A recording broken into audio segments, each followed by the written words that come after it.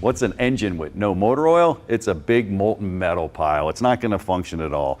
This AMSOIL segment's all about motor oil 101. And Len, everybody knows it protects and it lubricates, so let's do a little demo here. Listen to this. These are two pieces of metal with no oil between them, and you can hear that. Just a couple of drops. We don't need a whole lot. See how accurate you are, Len? Pretty good.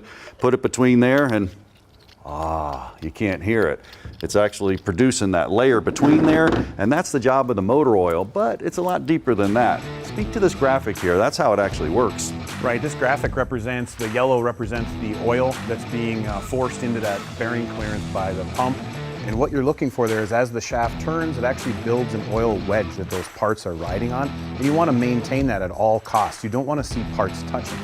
Yeah, and if you do, you end up getting something like this here. Now, you can see this bearing. This is a main bearing, and this is a thrust bearing, and it's totally wiped out from that metal-to-metal contact. It should look something like this, and this one's been in there for a while, did a good job. We ran AMSOIL.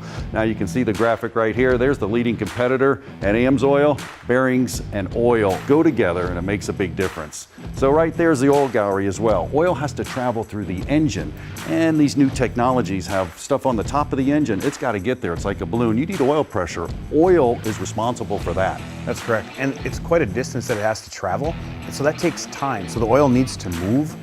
You get into some of these new technologies, start-stop technology. The engine shuts off when you're at a stop sign.